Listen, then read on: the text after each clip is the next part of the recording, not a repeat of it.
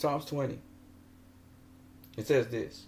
Some trust in chariots and some in horses, but we remember the name of the Lord our God. The horses and chariots, they're brought down and they fall, but we rise and stand upright. Save, Lord. Let the King hear us when we call. That's from Psalms 20. I'm just going to continue with the last video I had because I'm tired of these older boxers and older people saying how much better, the past greats were from the present. Denying the present. And this has happened since time immemorial, okay?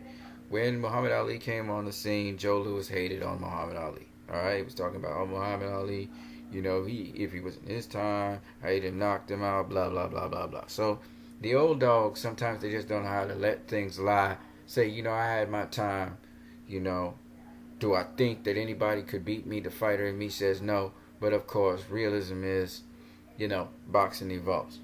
Now, I only heard a few old boxers say that. I remember Roy Jones Jr., but he's getting his ass whooped a lot. He said, boxing is evolving, so that the newer cats, they learn different things, and they learn things in a new, different kind of way. So, but, me and my dad was very entertaining. You could say that, you know what I'm saying? Sugar Ray Leonard, to some degree, he'd be diplomatic. He would say, I had my time. It was a different era. This is a different era now. I think when you're respectful like that, a guy who really was respectful like that was Muhammad Ali. He would say that the younger fighters now, they would kick his ass. He understood that you have a time where you were revolutionary, but as boxing evolves, Larry Holmes kicked his ass. Larry Holmes kicked his ass. Period. Y'all can say what you want. Larry Holmes kicked his ass, and Muhammad Ali knew he got his ass kicked. Okay. Because Larry Holmes got to learn from Muhammad Ali and apply new principles. And that's what, you see, people talk about the older boxers. They would kick ass, and they talk about people like George Foreman and these guys. Look, man. First of all, George Foreman, he was fortunate to win that heavyweight championship because Michael Moore wasn't listening to Teddy Atlas. Okay? If Michael Moore paid attention, he'd have whooped George Foreman's ass just like how Evander Holyfield did and a whole bunch of other guys. Alright? But he didn't. So he paid the price for that. But I'm saying all of this just to say that when you're talking about guys from the past and that they are better than guys from the present, especially a lot of you guys who are proponents of the past, like y'all suddenly became great historians and y'all saying all the past greats would have beaten this guy and beaten that guy. I do these videos because of you guys. Because you guys hurt the sport of boxing. Because boxing has evolved so far from that now. And people talk about athleticism, but the science of boxing, they're diminished. It hasn't diminished, man. It's gotten better. It's gotten sharper. It's gotten more refined. It's gotten so that guys don't have to move all that excessively with their heads. Okay? Some of the unnecessary feints that guys used to do back in the day, guys today, they borrow from the past. They still do borrow from the past. But they add other things. And I'm not saying that the past is irrelevant either. A lot of the great boxers today have gotten old school boxing training. And then they brought some new school stuff to the table. That's all I'm saying. There are different ways of training now. There's a lot more science to the training now. There's a lot more defense to the training now. So that whereas, a boxer would have knocked out another boxer back in the past, you ain't gonna knock out that boxer with that same kind of punch today because boxers know how to roll punches a certain kind of way. They've been trained with certain angles and stuff like that. Anyway, let's go into boxing is more of a science today than it was ever. But let's talk a little bit more about what I was talking about. Ellie Seckbach and Buddy McGirt, they referred to Sugar Ray Robinson's winning streak. And I just want to draw your attention to his winning streak because I'm tired of this bullshit, man. I'm tired of people dropping fluff on boxing, but when we go and dig deeper into it, we realize it's a load of bullshit. It's a load of bullshit. Now, let me just say that the caveat is Roger Mayweather had said that Sugar Ray Robinson had beaten a bunch of bums, but he said it was a big feat because bums or not, you gotta count them, okay? In his 91 fights. By the way, Buddy McGirt said it was a 91 fight winning streak. That's not true. He was undefeated in 91 fights. He did not have a 91 fight winning streak. I'll show you it all here. BoxRec. That's the nice thing about BoxRec. It lays it out for you so you can actually see. So, Sugar Ray Robinson, his 40th fight, he lost to Jake LaMotta, a guy he had seen before. He had faced him before. It was a style he had seen before. In fact, if you look here in 1942, you see he faced Jake LaMotta here, and he beat his ass. All right, and this was he was a welter still, and Jake LaMotta was a middleweight. Okay, Jake LaMotta was a career middleweight. Okay, so he faced Jake LaMotta at middleweight, whooped his ass. Okay. In 1943, Jake LaMotta managed to whoop his ass. He beat Sugar Ray Robinson. And they say, oh, it was because of size. It wasn't because of size, folks. It wasn't because of size. LaMotta was too big for him. Come on now. He came back the following year. Jake LaMotta was the same freaking size, and so was Sugar Ray Robinson, and he beat Jake LaMotta. So, come on now. It wasn't size, okay? Some people say Sugar Ray Robinson had an off night. Or it could have been that Jake LaMotta was just determined to whoop his ass, because he knocked him out the ring and all of that. Anyway, that's where Sugar Ray Robinson suffered his first loss. Now, I want to show you how many times he faced the same guy. Even though he beat them comprehensively, he faced them again. Okay? Not only that, but some of the fighters he just was not supposed to be in the ring with. I'm also going to show you the ring duration, that is, the amount of rounds this dude usually went. Okay?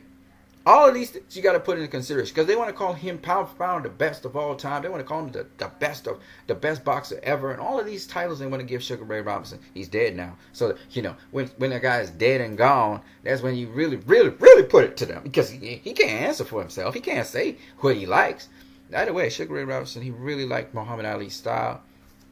When Joe Louis was hating on Muhammad Ali, Sugar Ray Robinson picked. He stood up for Muhammad Ali, okay?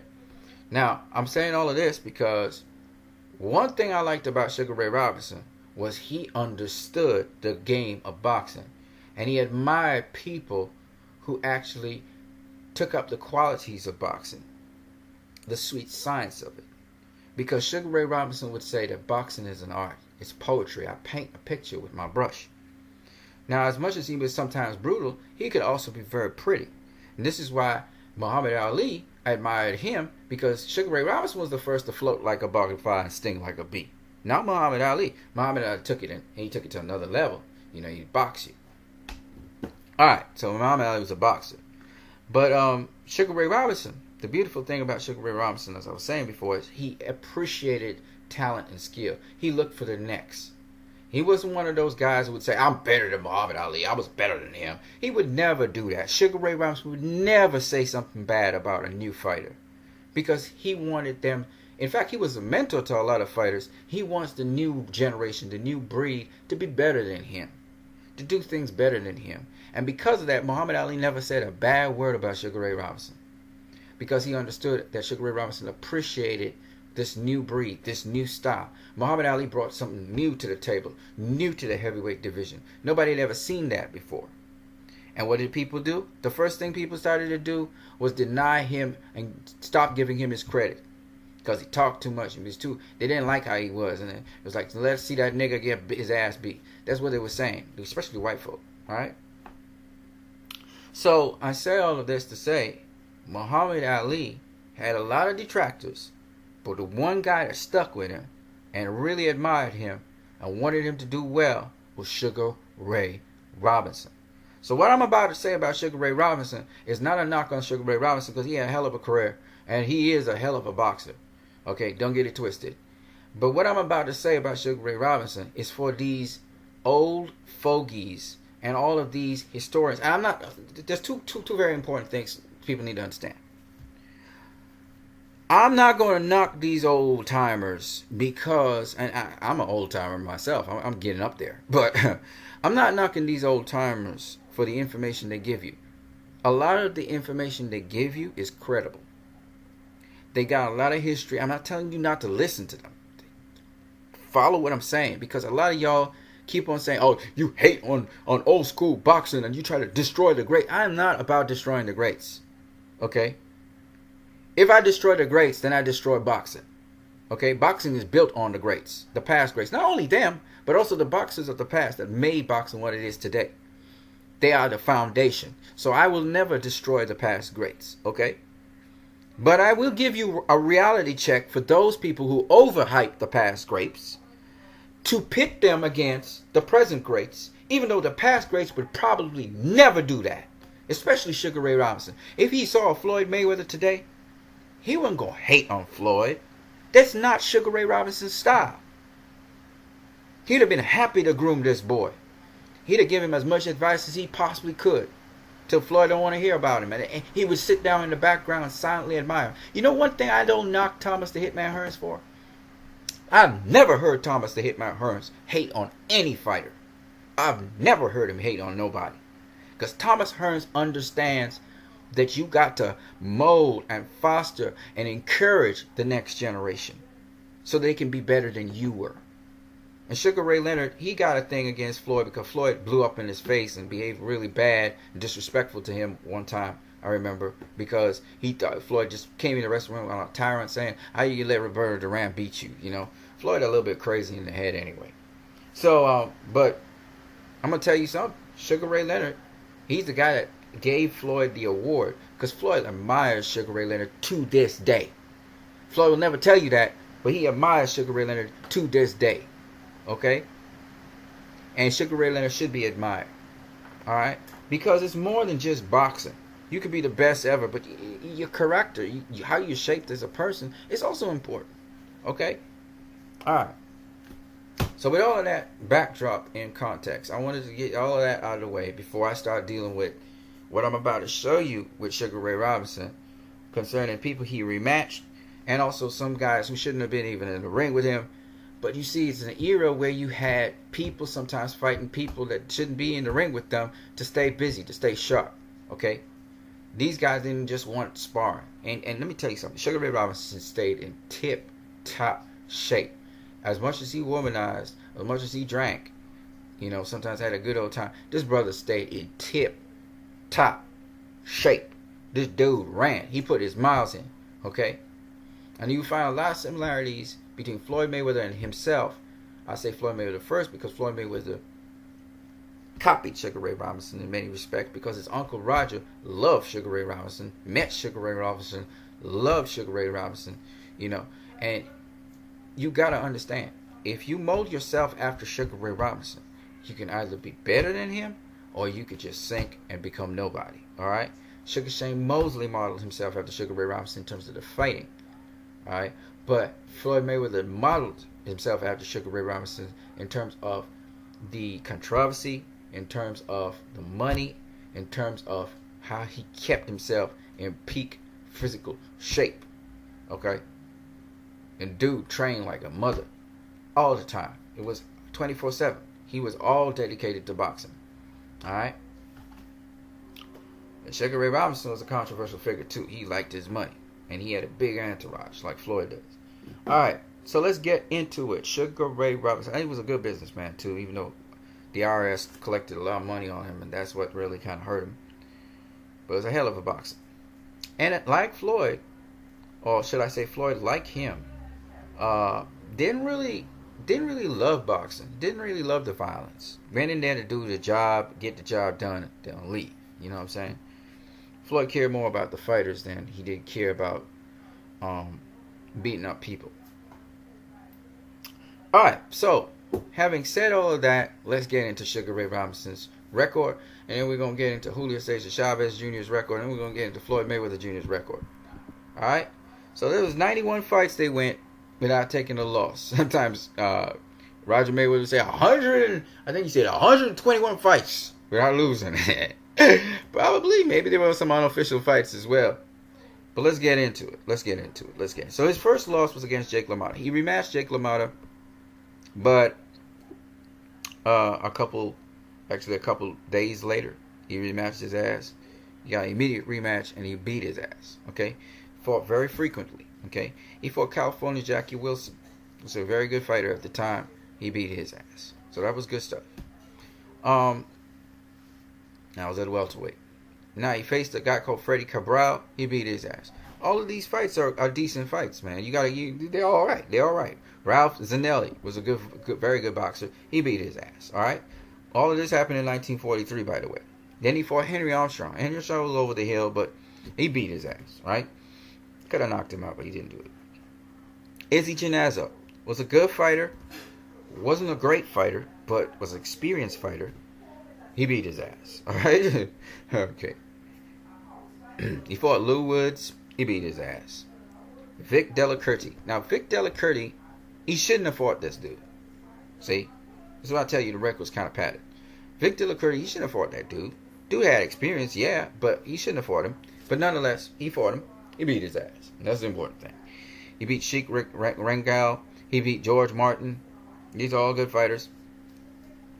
And then he beat Billy Ferrone. Alright? Beat his ass. Shouldn't have been in the ring with him. Alright? He fought Tommy Bell. He beat his ass. Alright?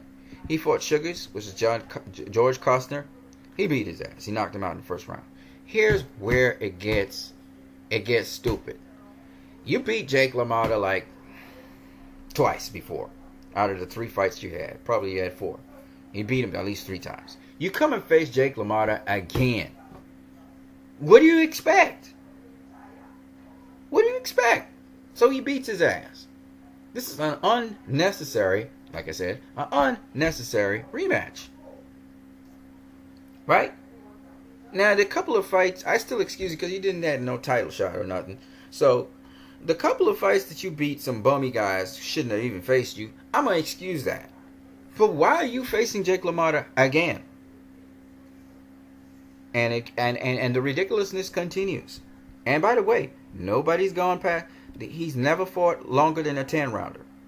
He faces Jose Basora, who's a very good, slick fighter, and from Louisiana, and he drew with him. So that whole myth about him having a winning streak of 91 fights, it's not true. I'm just saying. Basora had good defense. He faces Jimmy McDonald's after, which is a step-down fight. Okay, he's an okay fighter, but, you know, he got a step-down fight, right? He beats his ass. Now, why the hell are you fighting a guy named Jimmy Mando? Why are you fighting a guy named Jimmy Mando? Dude's on a losing streak. Why are you fighting this dude? Was it a stay busy fight? Wait, going up in weight? What? Why are you fighting this dude? I never quite understood that. He goes and fights Jake LaMotta yet again, folks. In 1945, he goes back and fights Jake LaMotta for what? Why is he fighting Jake LaMotta again, folks? He goes to 12-rounder, his first 12-rounder ever, against Jake LaMotta.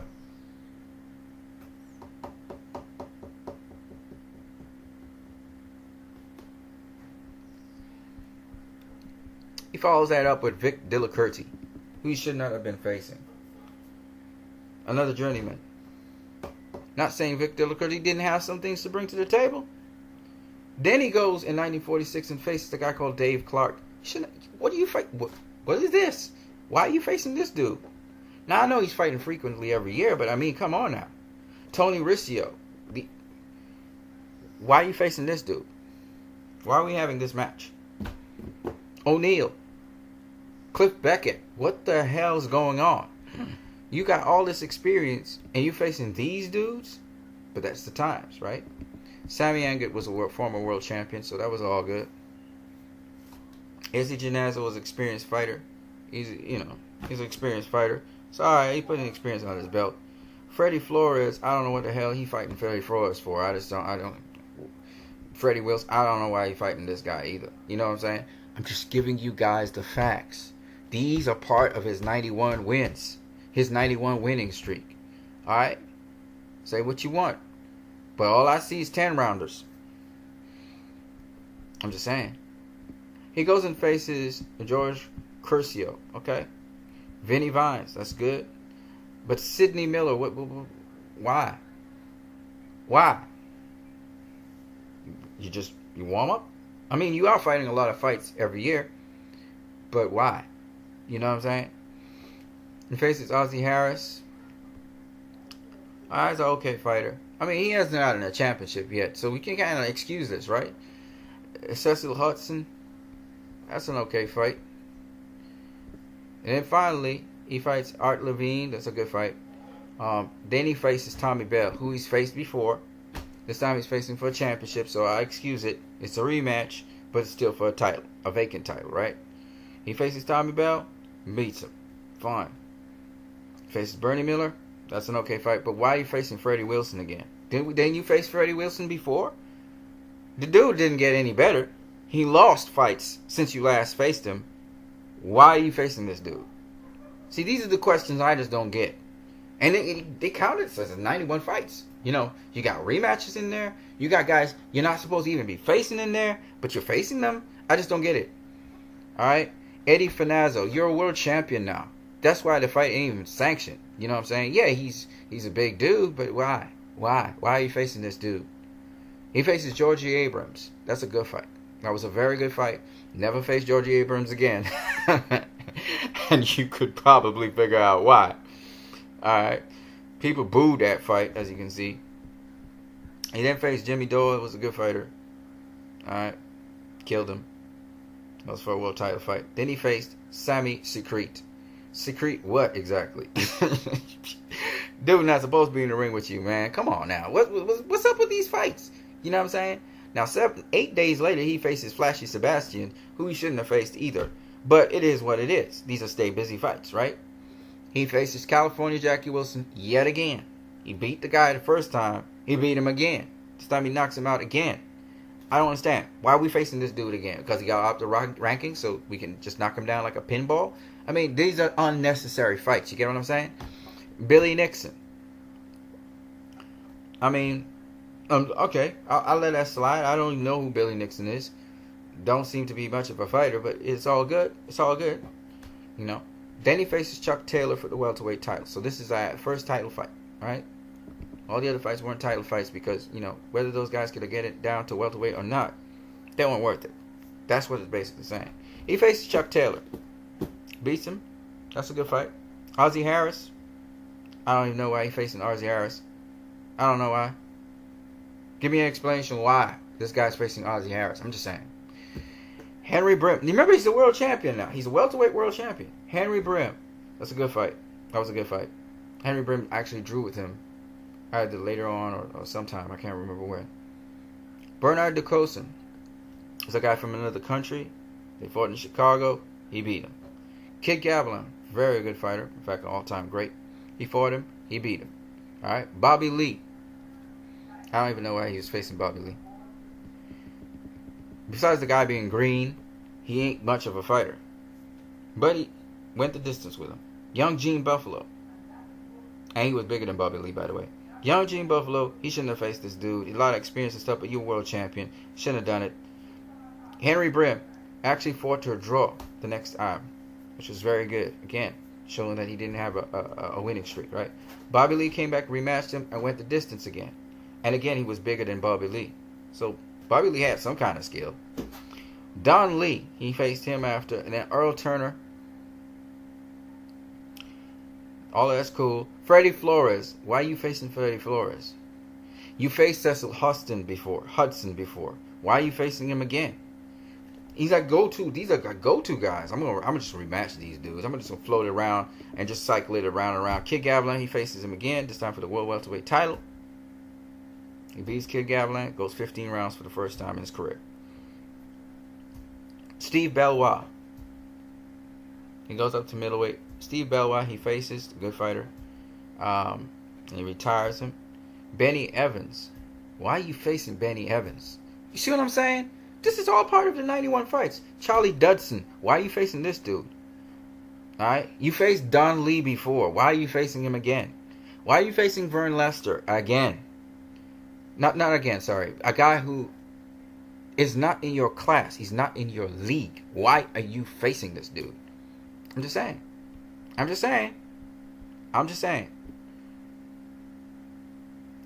George La Rover, he got some experience, so I'm going to let that slide. Al Mobic, he got some experience. I'm going to let that slide. But you're a world champion now. Right? You move up to middleweight. Okay, you taking your tune-up fights. Let's go with it. Tune-up fight. John Dodley. Oh, come on now. We kind of overdoing it with the tune-up fights, don't you think? Aaron Wade. You know, he's fighting a lot. Don't get me wrong. But there's a lot of padding in here. That's what I'm trying to say. He cut all the padding. He won't fight as frequently. See what I'm saying? Aaron Wade's a good fighter. Good enough. At least he got a record. Alright? John Walzak was a good fighter. I know that already. George Costner, Sugars. He knocked him out again. Why are you facing Sugars again? You beat him the first time. What's up with that? Cliff Beckett. I don't even know why he in the ring with him. Ray Barnes. That's a good fighter. So I'll leave that alone. Robert Villamain was a good fighter. They went a second 15-rounder. Second 15-rounder of his career. Then he faces Charlie Fasuri at welterweight. Beats him. He's an alright fighter.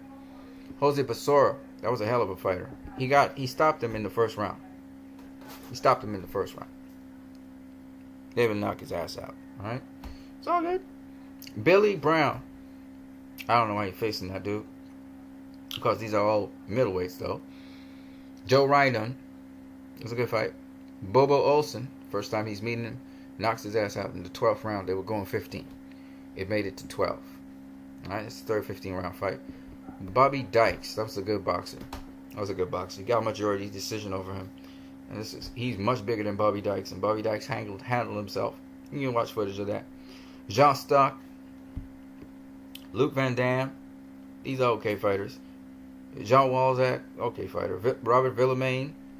You know, he faced Robert Villamain before. Okay. This time he stopped him. So this is another rematch. A fight he also beat. This guy he beat. He's rematching him again. I'm just showing you. Hand Stretch shouldn't have faced this dude. Alright. This is a German guy. Shouldn't have faced him.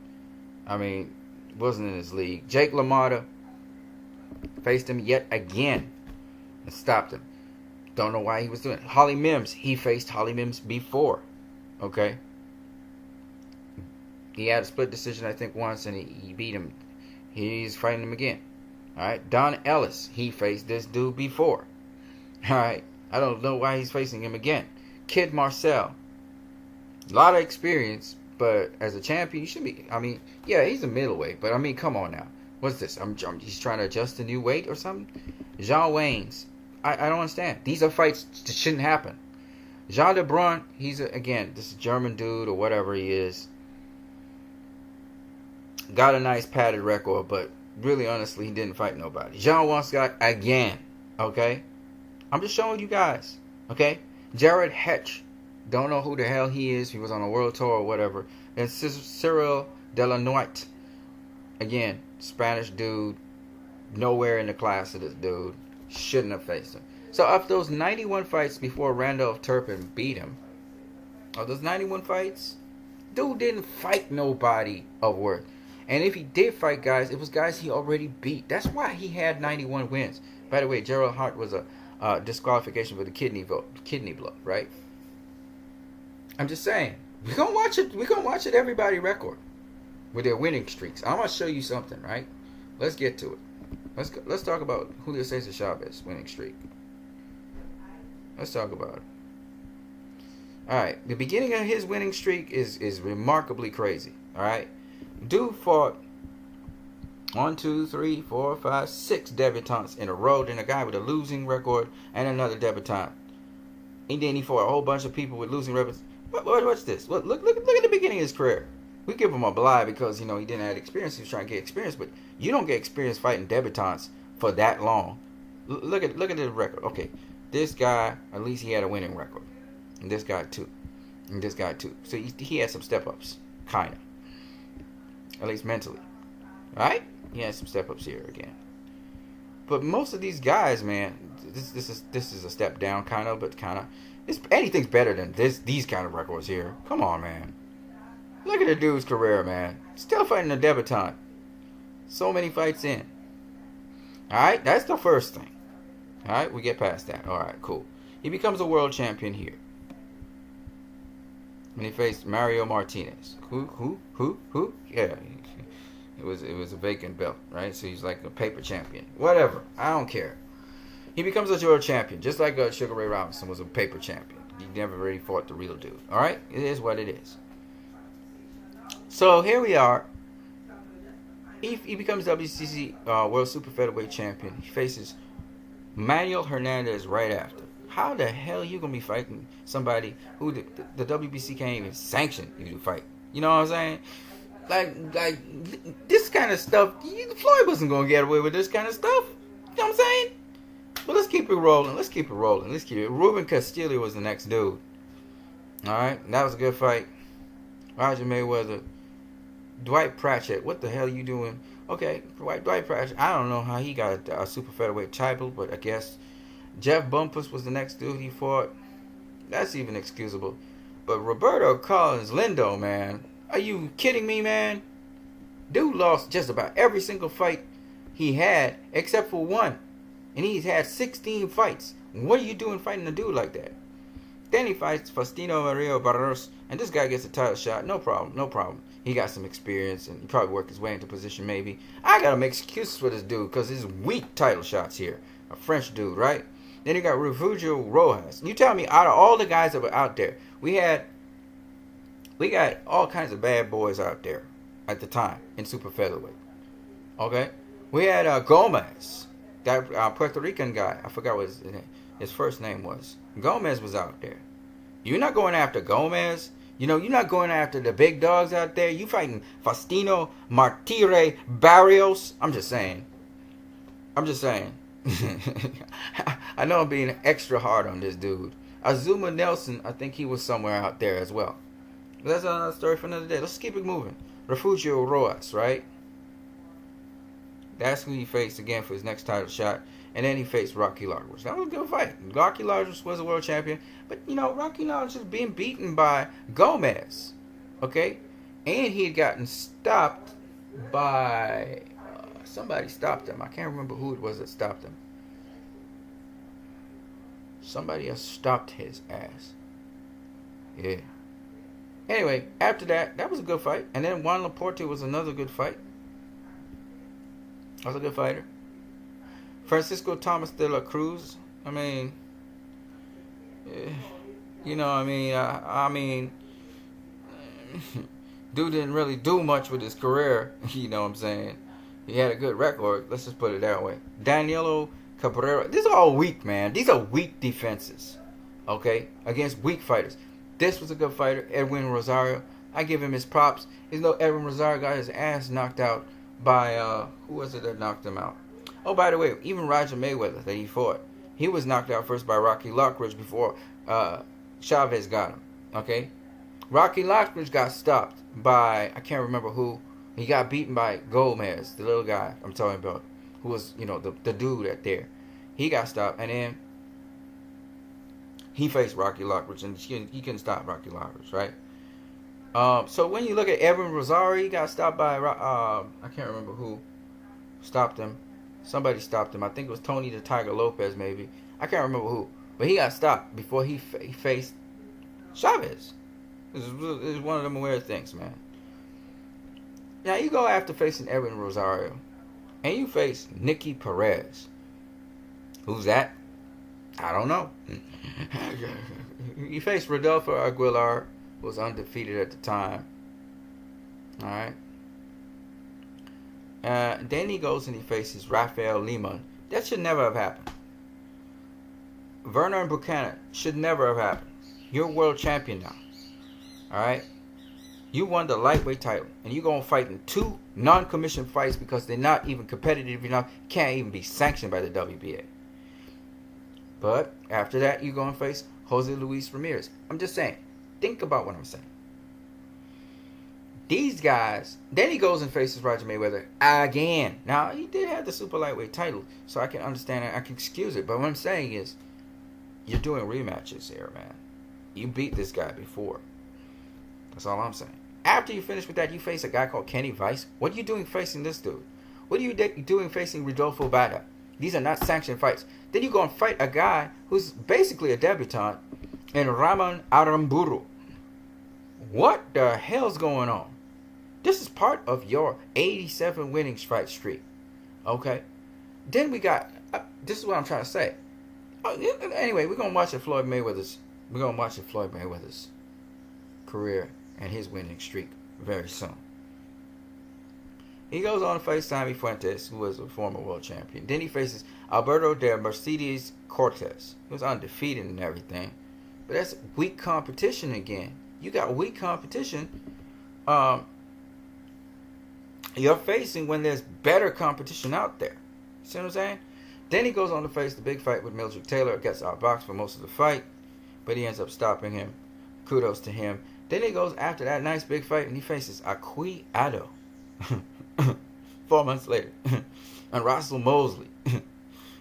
You know, folks, come on now. Come on now. Yeah, they stay busy fights, but come on now. You know what I'm saying? Then he faces Jaime Balboa. Yeah, he got a nice record looking, but it ain't commissioned. It's not a commissioned fight. Then for his championship fight, he faces a guy called Kayong Duk An. Go check out that guy's record, man. And he gets stopped before Chavez faces him.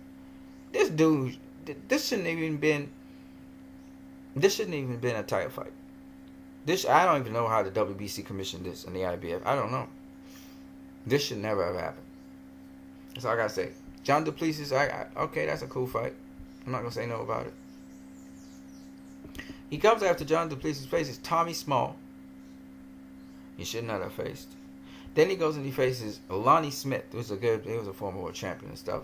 Then Jorge Alberto Million. Who the hell is that? There's a reason that ain't commissioned. Ignacio Perdomo. What are you doing facing a guy with 8 fights? Juan Subranes. Yeah, somebody come off the street, had a couple fights, you know what I'm saying, from Mexico. Inflated record. He goes to face Angel Hernandez. That was a good ass fight. He knocked the guy out. Then he faced Hector Camacho. Good ass fight. Then he faced Bruce Pearson. Who? What? Why are you facing this dude? He faced Marty Jakubarski. Who? What? This dude, he looks undefeated, but he ain't faced nobody. Okay? Then he faces Greg Hogan. That's a good fight. And a good win. Even though Greg Hogan was stopped first by, what's his name? The Hall of Famer dude. I forgot his name right now. The Puerto Rican guy. Hector Camacho. Then he, was it Vinny Pancians? I can't remember. And then Silvio Walter Rojas. What are you doing facing this guy? Alright? You go up against a guy called Terrence Alley who's been knocked out before, and you knock him out. So what? You know, you get a draw at Pernod Whitaker where you should have lost. You go and fight Mike Powell, and you're just feeding off the scrubs, aren't you? You're just scrub feeder. You know what I'm saying? You then finally face a guy called Andy Holligan at super lightweight when you should have been facing somebody tougher than that. He's undefeated, so they can sell the fight. You stop him in 5 rounds. Good for you. And then you lose to Frankie Randall, and deservedly so. Shouldn't have been split decision. Alright? This is the caliber of competition this guy been facing. Yes, he faced some really good names in there, but that's the caliber of competition. He been feeding off of scrubs, padding up that record. At 87-0. Let's look at Floyd Mayweather. Let's look at his 50-0. Alright, so he starts off with a debutante. Alright? Then he goes on with Reggie Sanders, Jerry Cooper. Though he's starting to set up. He's got to step up here because this guy got more wins than losses. 1, and 2, he's got more fights than Floyd. Floyd only got 3 fights. This guy got 9. That's not bad. Debutante, that's a step backwards. This guy, he's a journeyman, but you only 5 fights in. He's got 20 fights. You see what I'm saying? So it makes sense. Now, Bobby Gleekert, he fights this guy. This guy got 27 fights under his belt. Got some experience. Still, he was able to beat him. Tony Duran. By the way, all of these guys are bums, by the way. I'm just straight up with you. This is a straight up bum right here. Then Larry O'Shields. I'm just giving him the bum treatment right now. These are all bums. Cesar Chavez. Straight up bum. Louis Leja. Okay, this was a decent fight here with decent competition. Still got the bum treatment, bum treatment, bum treatment, bum treatment. Okay, bum treatment and bum treatment. Okay, so all of these, these are bummy fighters. Okay, he now steps it up a little bit, fights a fighter who he couldn't get out of there. All right, because he got a little bit of skill, a little bit of experience. 27-0. Chavez didn't even face nobody like that, right? Anyway, he's maturing, he's growing. He faces Tony Pep. which I think was his 15th fight or something like that, or 17th fight. Tony Pep had some experience. He ain't no top caliber nothing, and that sets him up to face Genaro Hernandez. Floyd Mayweather Jr. is the only fighter of these three fighters who actually fought the legitimate lineal champion, the man of the division, the tougher guy. Yeah, he was a little old, but the point is, and he had one loss against Oscar De La Hoya.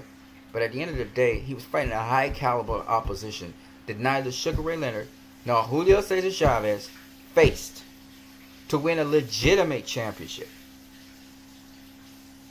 Alright? He was a lineal champion. None of those other guys were.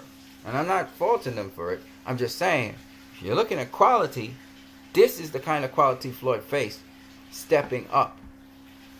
So all of those other guys, you can call them bums. But when it comes to this guy and onwards, you're going to find very few bums. Let's move. Angelman Freddy. Never became world champion. Just stopped, who did he just stop? He stopped somebody. I can't remember who he just stopped. But he had beaten Arturo Gatti, who was a world champion. Former world champion. Alright?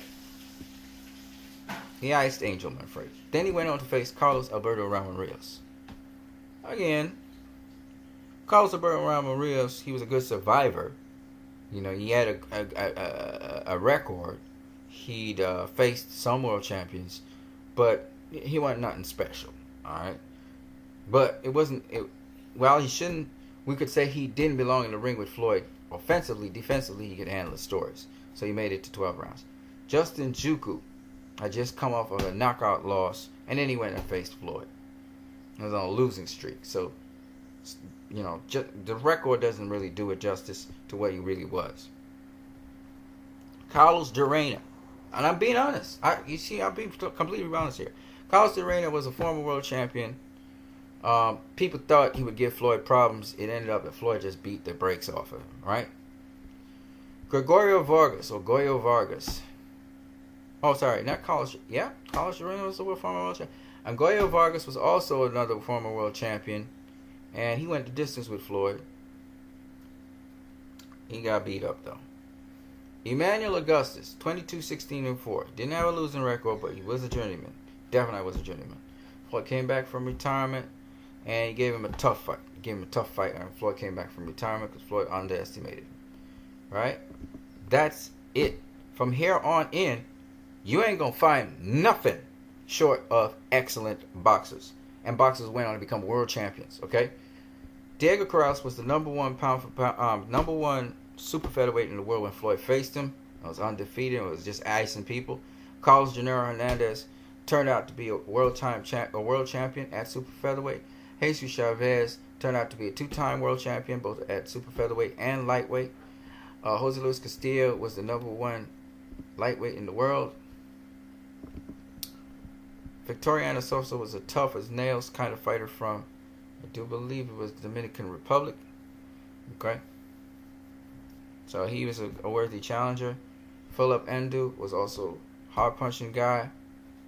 He did okay in his career, so I'm not mad at him for fighting him, even though I wish Floyd had faced better guys in his division after facing the very best. He then went on to face DeMarcus Corley when he moved up to light welterweight. DeMarcus Corley was a former world champion, came off a losing streak to Zab Judah. We faced Floyd Mayweather. Barcelos should never have gotten a shot as far as I'm concerned. I know it was a test-up and a warm-up fight, but it was still significantly higher competition than all the other fights that we saw. And you didn't see, you had one rematch, Floyd versus Jose Luis Castillo. That was a clear-up his win against Castillo. But that's about it. Arturo Gatti was the super lightweight champion of the world. I'd have preferred if Floyd faced Costa Tszyu. He was the number 2 ranked super lightweight. Beat his ass up bad. Sean B. Mitchell was a former world champion, but really didn't belong in the ring that night. And he got his ass beaten up. Zab Judah was the undisputed welterweight champion of the world. Came off a losing streak, lost to Carlos Valdemir. Floyd fought him, beat him. Then went on to beat the guy who beat Zab Judah, who was on the winning streak, who was now the lineal champion. Became lineal champion, beating Carlos Manuel Valdemir. Alright, say what you want about Carlos Manuel Valdemir. He whooped ass, okay? Then he faced Oscar De La Hoya, It was at the end of his career, but Oscar De La Hoya had just knocked out Ricardo Mayorga. He'd come off of a knockout loss to Bernard Hopkins 2 years before. Ricky Hatton was undefeated, beat up Costa Zoo, beat up a whole bunch of guys. Then he got stopped by Floyd Mayweather. He was undefeated. Alright, that's who he fought. Then he fought Juan Manuel Marquez coming out of retirement.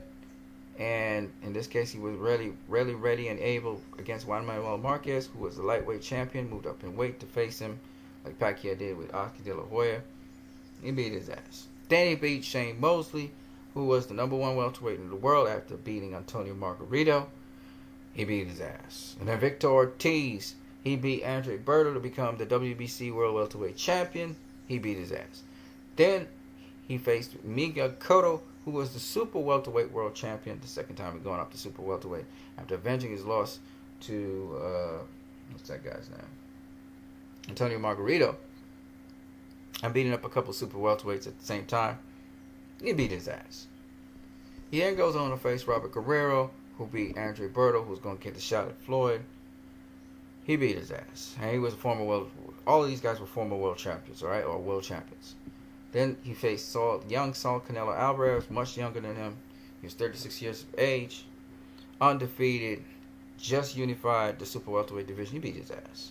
Then he went and faced Marcos McDonald, who mowed over Adrian Broner to become the WBA world champion. It was a unification bout. He beat his ass. And then he came back, rematched Marcos McDonald just to prove that he could beat his ass clearly. And he beat his ass more clearly. Okay? That was the 2 rematches in his entire career. He ain't feasting off of rematches. Okay? This is all in his 50-0. Goes on to face, pound for pound, the highest ranked, once number 1 pound for pound fighter in the world, Manny Pacquiao. Beats his ass and rather easily. Goes on to face Andre Berto, who we say that's like a stay busy fight for Floyd. Dude was a 2-time world champion. He had knocked out his last couple of opponents. He beat his ass anyway. And then he went on to face what we call the circus act, where he faced Conor McGregor, who was the best MMA fighter in the world at the time. He beat his ass. Alright? Aside from Conor McGregor, you can see that the consistency in the level of competition Floyd faced throughout his career, there is no comparison to Julio Cesar Chavez or Sugar Ray Robinson. They don't even compare. Okay? They just don't. Now, they fought more frequently, and we call those fights stay busy fights. And stay busy fights don't really count as legitimate competition. Let me say that again. I'm not saying they're not legitimate fights, but they're not legitimate competition. Now, some of the competition that Floyd, Chavez, and Robinson faced were glorified legitimate competition, but they weren't really legitimate competition as well. You got guys with winning records and looking pretty good, but like they come from Germany or Deutschland or wherever they come from, but they really weren't facing the level of competition Robinson or Chavez Jr. or Mayweather were facing. So that it really was a mismatched fight, which is why the fights would end so quickly. But at the end of the day, when you look at the records of Chavez and Robinson and Mayweather, there is no comparison to Mayweather's record, man. Guys may have fought more frequently, but I'm sure Floyd did better in sparring than with some of them guys them dudes was facing. You know, and Floyd get more better work in sparring than with those dudes. Those actual fights that Chavez and I mean, you fighting debutantes, you fighting very inexperienced fighters. Come on, man, you fighting guys that lose in every single fight. Come on, man, that's ridiculous. Just imagine if, let's put it this way. Let's say Sugar Ray Robinson had Floyd's record, because people like Sugar Ray Robinson, and Floyd had Sugar Ray Robinson's record. You think we'd be having this discussion right now about who is the best ever? They'd say Sugar Ray Robinson was the best ever. Screw Floyd. If Julio Cesar Chavez Jr. had Floyd Mayweather's record and Floyd Mayweather had Julio Cesar Chavez, you think we'd be having this discussion about who is the best ever? No. They'd be saying hands down. You know why? Because they like how Julio Cesar Chavez's style was. And he had the right color. And he was the right allegiance. Julio Cesar Chavez was a dickhead. Just like Floyd Mayweather. Sugar Ray Robinson was a prick. Just like Floyd Mayweather. All three of them were idiots. because Sugar Ray Robinson got his knockouts and he had sensational fights, even though it was a mismatch fight, people like him because people like knockouts. They like knockouts. Floyd goes saying he's better than Sugar Ray Robinson. He's the best ever. People just didn't like that because he didn't like Floyd. This has nothing to do with boxing. Like I say all the time, over and over again. If you're talking boxing, you just can't. I mean, you just can't. You can't deny Floyd TBE. You just can't. Not if you're talking boxing. If you're talking anything else, yeah, you can deny him. Because it's based on your opinion. It's based on your perception of things. But if you're talking boxing, there is no room for opinion and perception. Because numbers don't lie. And if you're talking about the fundamentals of boxing, the dude had it all. And some. And you can't deny the dude the spot. You just can't. And I keep on putting out these videos because I want you guys to understand that this is not up for debate. Oh, is Floyd, is he the best ever? Is he one of the best ever? If you're talking boxing, there's no debate on this. There's nobody, you can't debate it. You can make excuses, because losers make excuses. You can say, oh, he faced the fighters when, people didn't want to see them fights anymore. Which is not true, because if they didn't want to see the fight, they wouldn't have paid for it. And they wouldn't have broke records. Of course they wanted to see the fight. And the only fight that they didn't get when they wanted to get it was Pacquiao. That's the thing they bring up all the time. And Nassim Richardson, he would say, they was always saying, well, Pacquiao. Now, when Floyd took it away from them, what did they say? They got nothing incredible no more to say. Right? Because they had the Pacquiao. Well, Pacquiao, you can't say nothing now. He beat Pacquiao real easy. Real easy. He made this guy that they say was this big difficulty for Floyd because he's going to be moving all around. He's got great footwork. And Floyd don't know how to handle southpaws. He made the dude look like he was a joke. He made him look like he was an amateur facing a pro. And man, were they salty. When Sugar Ray Leonard, oh, the greats wouldn't have fought that way. He fought, he ain't an all-time great. I heard one guy say he ain't even an all-time great. And I'm like, you got to go against history, bro. You got to go against boxing to say that. You actually have to go against boxing. He was so salty. All of them were so salty. Evander Holyfield was like, I think Pacquiao won the fight. You say that, Holyfield. You'd say that. You know exactly what happened in that fight. Mike Tyson was the only real one in the whole bunch. He was like, man, I thought Pacquiao would have beaten Floyd. He's just so damn good. That's all Mike Tyson said. Of all the people in the world, Mike Tyson made it. He said the truth. He was like, man, that guy's just so good. Now, I say all of this not to try to push Floyd on a pedestal and make you guys get unrealistic expectations. I saw people go the next direction and they were like, man, Floyd is like the god of boxing and, he can never be beat. I never said all of that, okay? I don't go that extreme. If you listen to me, I'm coming from facts, all right? Of course Floyd could get beat. Anybody can get beat on any given day. But he minimized the probability of that happening by preparation. That bastard can prepare. And because he's seen just about everything there is to see in the ring, because he's faced all kinds of styles in the ring, and he's able to make the adjustments he needs for all kinds of styles in the ring. All right, and he's been hit and all of that, but he's trained for all of those things, prepare for every possible scenario he could possibly prepare for. Because of that, and his preparation for fighters and fights, it makes this illusion that he can't be beat. It seems impossible for him to be beat. He can be beat. Anybody can get beat. But what it takes to beat a guy like that, a lot of fighters are not willing to go those places, mentally and physically, to beat a fighter like that. And it's not, let me tell you how difficult that is. It's not about Floyd having an off night that you counting on. Or it's not on you rising to the occasion and just having an exceptional night. You could have an exceptional night. Marcos Maidana had an exceptional night. So many fighters had exceptional fight facing Floyd Mayweather. A lot of them outperformed what they've ever performed in their lives. Conor McGregor had a hell of a night. An exceptional night against Floyd Mayweather. Didn't win. So it takes a lot more than that. You've got to have the knowledge of boxing, inside and outside. And you got to be able to make certain things count, because Floyd's like the Borg. You're going to get him, but he's going to adjust to you. On that note, you guys have a great one.